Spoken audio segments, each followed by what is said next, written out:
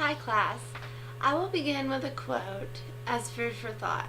Bernie Sanders stated, "The issue of wealth and income inequality is the great moral, economic, and political issue of our time.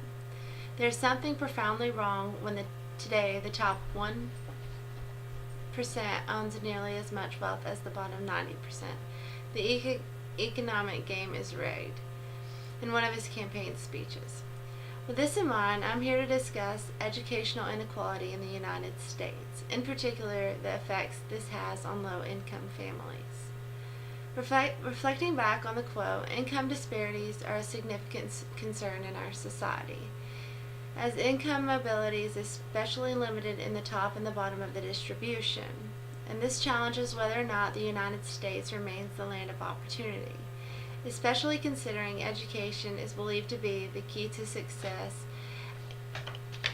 and the platform to move up the economic ladder. So let me relay some evidence circumventing this issue. The effects of educational inequality are apparent in early childhood education, as test scores among more and less advantaged preschoolers display wide achievement gaps before children even enter school. This may be because preschool attendance is much greater among wealthier families. However, research shows that low-income families lack accessible, affordable child care, creating hardships for parents to balance work and family. Child care is more expensive than rent in 500 of 618 areas across the country, as measured by Golden Cook in 2015. As far as elementary and secondary education, the patterns of inequality continue to belagger the lower classes in this realm. Even though most of the monetary funds are out of the federal hands, the disparities kind of take a different form in relation to school districts. The lowest and highest spending within the nation's school districts is overwhelming. Jordan, Utah allocates about $5,700 per student, and Boston, Massachusetts district spends about $20,500 per pupil. Of course, some of this is because of the differences in the cost of living, but the gap is also growing in that realm. Higher education disparities reflect the same trends seen in early childhood education, elementary and secondary education. In 2013, this percentage of people from the families in the poorest 25% of the income distribution who attained a bachelor's degree by age 24 was only 9%. The percentage of people from the richest 25% who earned a bachelor's degree by age 24 was 77% during this year. Among students who enter college, only 21% of those from the poorest quartile will earn a bachelor's degree, while 99% of those who enroll from the richest quartile will earn a bachelor's degree. So these statistics may reveal underlying issues that relate back to early education, like potential readiness, but a lot of it also may have to do with affordability, especially once someone from a low-income family gets into school. So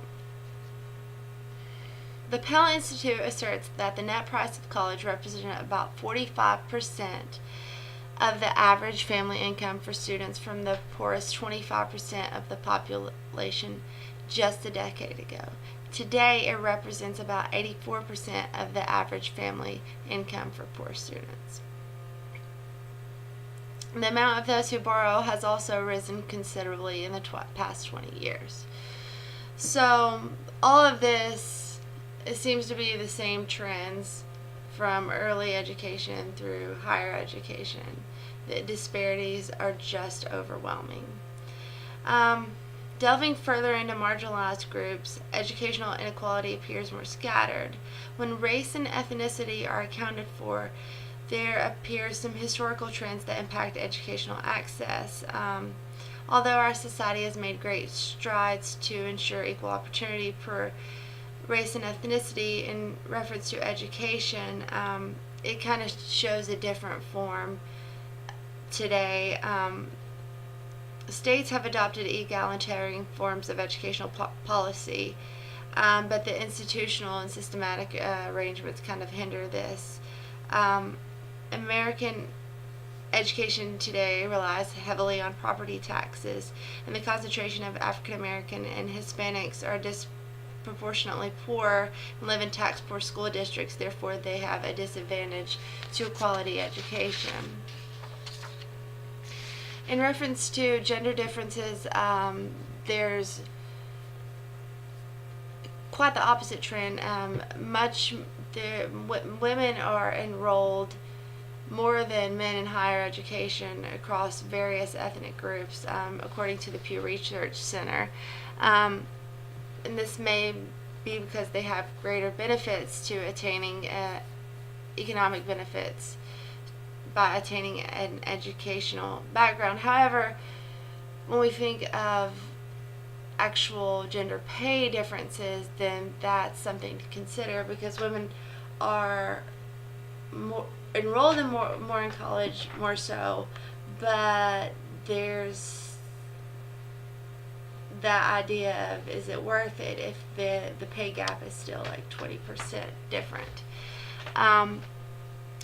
And the same for sexual orientation. There's not a lot of evidence supporting educational equality or inequality, but if this group, from a social work perspective, if this group continues to be marginalized, then it's obviously going to hinder their ability to really perform well in school. So, kind of going back to a cultural perspective, America was built on the ideologies of upward mobility and equal opportunity. However, the concepts of power and dominance have always been a part of our nation's history. Capitalism extends from this, and no matter if everyone thinks they are playing a fair game, someone is at the losing end of the deal. So oppression has become institutionalized in our society. Those from low-income families are trapped because they do not have affordable, accessible resources at their disposal. They must work low-paying jobs, which then inflicts a cyclical pattern in which generations follow. In the meantime, the wealthy are able to maintain their status and dominance because they have the funds to access quality education and influence policy to serve their interest. So, to ensure that low-income individuals have access to quality education, a lot needs to be done. The reform needs to take great and drastic measures. Ironically, I believe that education is the key to changing educational inequality. However, this education that I'm talking about is more from an advocacy perspective. We need to make people aware of this situation and to stop the cycle. Also, we need to address affordable and accessible childcare for low-income families, and ensure that that's quality childcare, and that could be done by raising the funds available in the CCD block grant. Also, teachers, when we can pay teachers more, we have higher quality teachers and a high ratio of teachers to students. We need to address that issue. There needs to be federal oversight of elementary and secondary school spending to kind of hold states accountable for how they're allocating their funds to possibly make a more equal playing ground. In reference to higher education, solid programs need to extend from nonprofit institutions, and this may be something like a 2-year kind of startup program or an online degree because that reduces cost. A lot of low-income families tend to choose to go to for-profit institutions, and I'm not sure if that's because of the criteria or not, but that ends up to be a whole nother financial disaster on them. So thank you for watching my presentation, and please comment and let me know what you think.